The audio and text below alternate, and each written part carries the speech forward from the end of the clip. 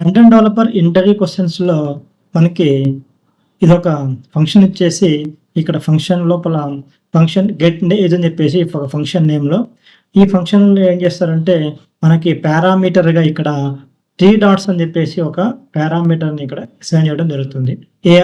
Org అని చెప్పేసి ఇక్కడ ఒక పారామీటర్‌ని ఇవ్వడం జరిగింది. ఇది 3 డాట్స్ ఉంటే దీని అర్థం ఏంటి? మనకి ఇది రెస్ట్ పారామీటర్ అని చెప్పేసి అర్థం. ఇది రెస్ట్ పారామీటర్ అనమాట.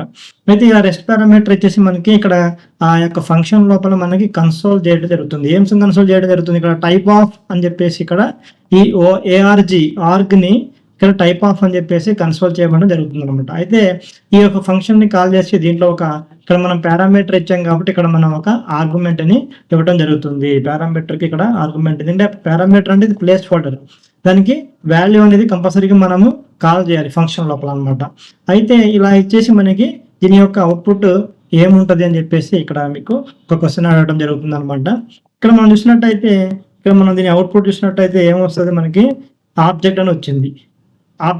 ఎందువల్ల ఇక్కడ మనం ఇచ్చింది ఏంటంటే ఇక్కడ నంబర్ ఇచ్చాము 22 అని చెప్పేసి దీని యొక్క టైప్ ఇక్కడ ARG యొక్క టైప్ ఇక్కడ ఆబ్జెక్ట్ అని ఇవ్వడం జరిగింది అనమాట.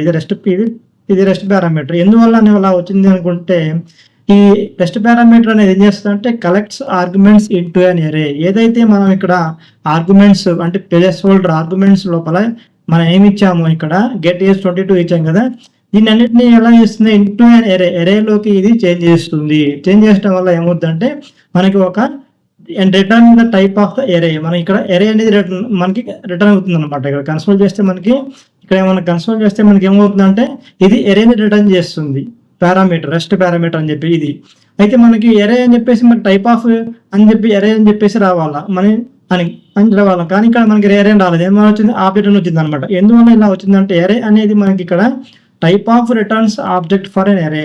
ఇది జావాస్క్రిప్ట్ ఎలా ట్రీట్ చేస్తుందంటే ఎరే యొక్క టైప్ ఏది అని చెప్పేసి మనం అడిగిందంటే జావాస్క్రిప్ట్ ఆబ్జెక్ట్ గానే ట్రీట్ చేస్తుంది. దీన్ని ఎరేగా ట్రీట్ చేయదు. ఎరేస్ని దాని యొక్క టైప్ని జావాస్క్రిప్ట్ ఎంట్రీ ఇలా ట్రీట్ చేస్తుంది, ఒక ఆబ్జెక్ట్ లాగా ట్రీట్ చేస్తుంది అనమాట. అందుకని చెప్పేసి మనకి ఇక్కడ కన్సోల్ చేస్తే మనకి ఏమొచ్చింది? ఎరేని కన్సోల్ చేస్తే మనకి ఆబ్జెక్ట్ రావడం జరిగింది అనమాట. ఇది రెస్ట్ పారామీటర్ యొక్క మనకి ఇంటర్వ్యూ క్వశ్చన్ అనమాట.